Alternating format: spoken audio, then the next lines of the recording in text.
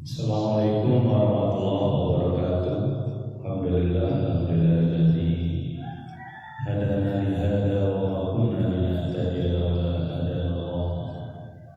Asyhadu an la ilaha illallah wa asyhadu anna Muhammadan abduhu wa rasuluhu la nabiyya ba'da. Allahumma shalli wa sallim wa barik ala sayyidina Muhammadin wa ala alihi wa sahbihi ajma'in. Ayyuhan nas ittaqullaha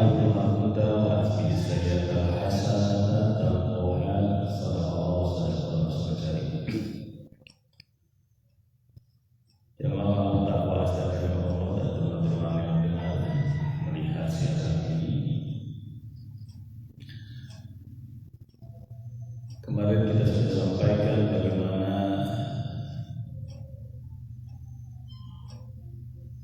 aktivitas yang dilakukan oleh Ibrahim alaihissalam untuk menyadarkan kaumnya. Di antaranya adalah menghancurkan berhala-berhala yang mereka sembah, lalu mereka timbul emosi yang demikian sangat dan membakar Ibrahim, memasukkan Ibrahim ke api yang menyala-nyala. Namun apa yang terjadi? Allah mempunyai rencana. Wa makaru wa makarallahu wallahu khairul makirin. Allah mempunyai rencana. Manusia mempunyai rencana, Allah juga mempunyai rencana. Dan orang-orang yang membakar Ibrahim dapat kehinaan. Itulah diktator, tiran, yang hanya mengerti bahasa kekerasan. Mari kita lanjutkan di ayat ke-99 surat As-Saff. Bismillahirrahmanirrahim. Wa qala inni dzahibun ila rabbi sayahdin. Ibrahim berkata, sesungguhnya aku menghadap Tuhan, menuju Tuhanku, sayahdin, maka dia akan menunjukiku. Nah, ini sudah selesai fase Ibrahim bersama keluarganya, bersama negerinya,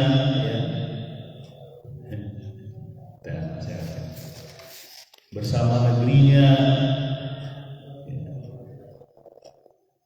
dan dia menyatakan dia akan menuju Tuhan, dia akan menuju Allah. Inilah yang disebut dengan hijrah nafsiyah. Apa hijrah nafsiyah? Yaitu hijrah dari jiwa, meninggalkan sesuatu yang memberatkan di dunia ini. Dia datang menuju Tuhannya, karena semua di dunia ini ringan bagi dia. Maka yang terjadi adalah Ibrahim hijrah nafsiyah. Sebelum hijrah tepat, makan. Hijrah nafsiyah dan hijrah makan. Bukan berarti makan dan tepat. Dan begitulah ketika manusia sudah mendapatkan hidayah, mendapatkan petunjuk dari Allah, dia tinggalkan segalanya karena dia sudah merasa cukup kepada Allah. Makanya jangan aneh ketika ada orang yang melakukan pengorbanan hingga hayatnya, sampai badan jiwa raganya diserahkan, karena dia sudah selesai dengan dunia, sudah selesai dengan kampungnya, sudah selesai dengan keluarganya, sudah selesai dengan apa saja yang dia nikmati. Makanya Ibrahim menyatakan,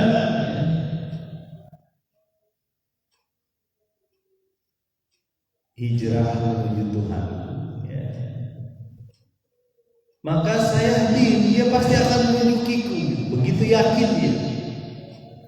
Ibrahim begitu yakin ketika dia bergerak menuju Tuhan, menuju Allah Subhanahu wa taala, Allah akan menunjuki dia.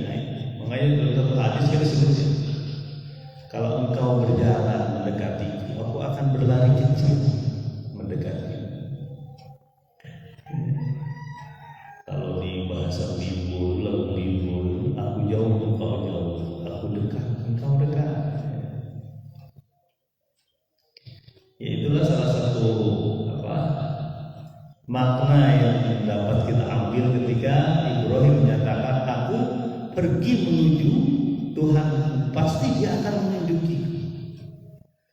Ya, di sini tidak disebutkan karena memang pada saat itu Ibrahim dan keluarganya hijrah, pindah, meninggalkan bapaknya, meninggalkan kaumnya yang membakar dirinya, ditinggalkan. Sudah selesai, dia juga hijrah makan, dia juga hijrah tempat. Tapi sebelum hijrah tempat harus kuat di hijrah nafsiyah dulu. Ya, makanya makna hijrah salah satu diantaranya adalah ilah makna dari maksiat kepada taat, dari zulumat kepada nur, dari kegelapan kepada cahaya, dari dunia hingga akhirat. Karena pikiran dia itu bukan cuma di dunia sarana saja. Pikiran dia tujuannya adalah akhirat. Dia akan menuju akhirat. Segala sesuatu yang dia lakukan, dia pikirkan apa akibatnya di akhirat. Itu maksudnya hijrah.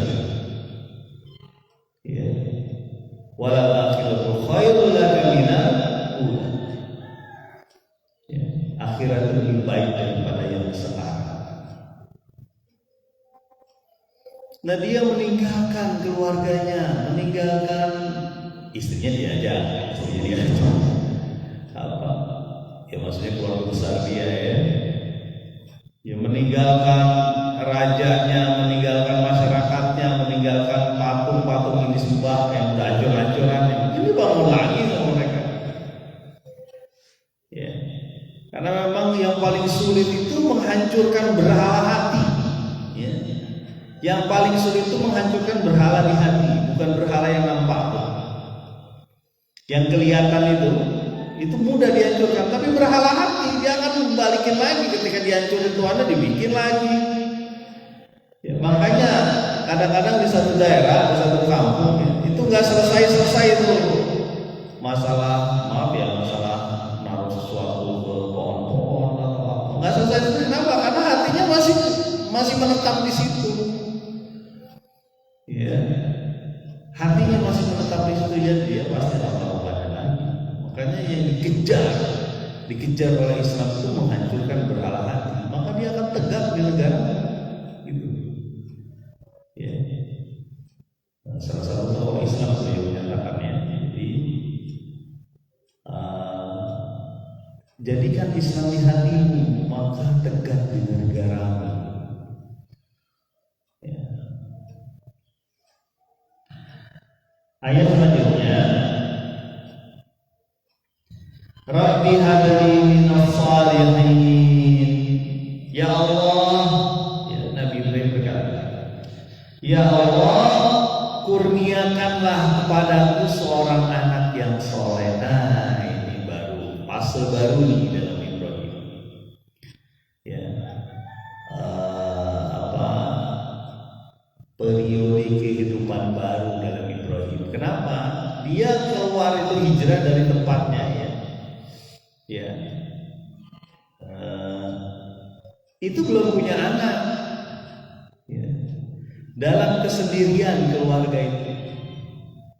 Dan secara fitrah manusia pasti manusia menginginkan anak. Ya. Kalau ada yang nggak menginginkan anak, ada nggak? Ternyata sekarang ada tuh. Ada keluarga yang nyebutnya, kemarin saya pernah mengikut webinar tentang free child. Jadi mereka nggak mau punya anak, pengen senangnya doang, nggak mau punya anak. Padahal anak itu kebahagiaan, qurratan ayun. Ya, betapa tidak imbangnya satu keluarga ya, kalau mereka tidak menginginkan anak. Sekali lagi ya, beda dengan tidak punya anak. Tidak menginginkan anak. Kalau tidak punya anak itu takdir Allah. mungkin Allah menyiapkan dia untuk melakukan satu kebaikan. Kita belum tahu ya. Bisa saja ditunda oleh Allah.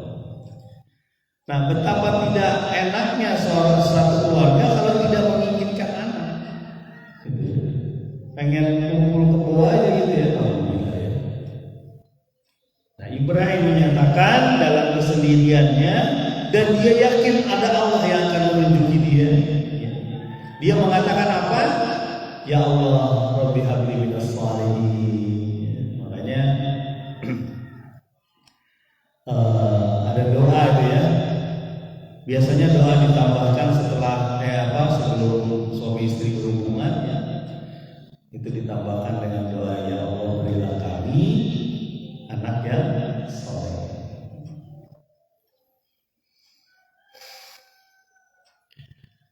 Siapa anak yang saleh itu? Bagaimana Ibrahim melalui satu fase kehidupannya ya. Ya. Pertamanya mereka tidak punya anak ya, lalu diberikan anak. Coba kita lihat. Fabasyarnahu bighulamin halim. Lalu kami gembirakan dia dengan seorang anak yang penyabar. Masya Allah, ini disampaikan riwayat yang kuat adalah Ismail ya. Dan sudah disampaikan dari awal bahwa anak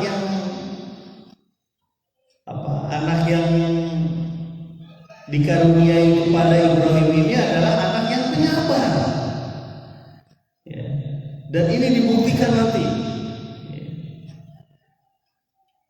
Dalam kehidupan manusia ya, mungkin tidak ada bandingannya kisah Ibrahim ya. Terutama ketika sangat sabar mengikuti perintah Tuhannya, baik Ibrahimnya atau anaknya dan anak-anak. Sangat sabar ya. Dan kita tahu nanti kita akan lihat lagi ya bagaimana Nabi Ibrahim bekerja bersama-sama dengan anaknya ini. Nanti juga membangun Ka'bah dan sebagainya. Termasuk satu peristiwa yang diabadikan dalam Al-Quran ya, sejak ribuan tahun yang lalu dan hingga hari ini umat Muhammad SAW melaksanakan. Apa peristiwanya mungkin teman-teman sudah tahu dan